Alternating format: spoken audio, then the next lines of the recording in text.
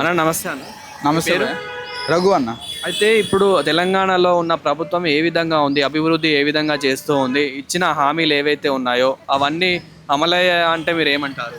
అంటే పెద్దగా అయితే ఏం అవ్వలేదు భయ్య. రేవంత్ రెడ్డి గారు చేస్తానన్నవి డెవలప్మెంట్ పరంగా ఏం లేదు. ఇప్పుడు కంపెనీస్ కొత్తగా తీసుకురావడం, ఇప్పుడు చదువుకున్న వాళ్ళకి ఏదైనా సపోర్ట్గా అంత లేదు అనిపిస్తుంది. అంటే ఉన్న వాళ్ళకే జాబులు పోవడము. ఉన్న వాళ్ళకి జాబులు పోతున్నాయి, మీరే చెప్తున్నారు. ఇంకా డెవలప్మెంట్ ఎక్కడ ఉన్నట్టు? ఇప్పుడు జాబులు అనేవి కొత్తగా సృష్టించడం ఒక ఇదైతే ఉన్న వాళ్ళకి కూడా జాబులు ఉండదు.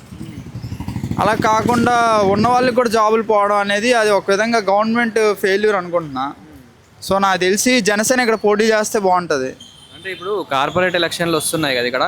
ఈ కార్పొరేషన్ ఎలక్షన్లో కాంగ్రెస్, బీఆర్ఎస్, బీజేపీ తెలంగాణలో ఎట్లయినా కానీ గట్టిగానే పోటీ చేస్తాయి.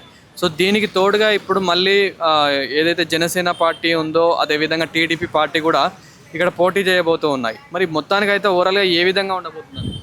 సో పార్టీల పరంగా చూసుకుంటే నెంబర్ ఆఫ్ పార్టీస్ పెరుగుతున్నాయి కాబట్టి కాంపిటీషన్ పెరుగుతుంది.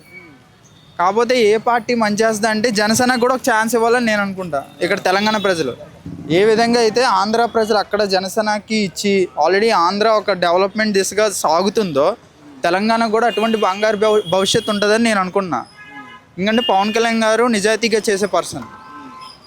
ఒక గవర్నమెంట్ పరంగా ఒక రాజకీయాల పరంగా చూసుకుంటే పవన్ కళ్యాణ్ అనే వ్యక్తి రాజకీయంగా నిజాయితీగా సిన్సియర్గా తన వంతు ఏదైతే చేయగలడో ఆ కృషి ఆల్రెడీ ఆంధ్రప్రదేశ్లో జరుగుతుంది. ఇక్కడ కూడా జరుగుతుందని మనస్ఫూర్తిగా ఆశిస్తున్నాను, భావిస్తున్నాను. అంటే ఇక్కడ ఇప్పుడు ఏ విధంగా పోటీ చేయబోతున్నారు అనుకుంటున్నారు? పోటీ చేసినా కానీ ప్రజలు మరి జనసేనకి సపోర్ట్ చేస్తారనుకోవచ్చా? సపోర్ట్ చేస్తారంటే అన్న, ఇప్పుడు ఇక్కడ ప్రజలు చూస్తూ ఉంటారుగా, ఆంధ్ర తెలంగాణ అనేది డివైడెడ్ బై జస్ట్ బార్డర్స్. స్టేట్గా డివైడ్ అయింది కానీ లాంగ్వేజ్ ఒకటే. లాంగ్వేజ్ ఒకటి, మనుషులు కూడా అందరం ఇక్కడ కలిసి ఉన్నాం హైదరాబాద్లోని. సో ఆల్రెడీ జనాలు చూస్తున్నారు అక్కడ డెవలప్మెంట్ ఎలా ఉందన్నది.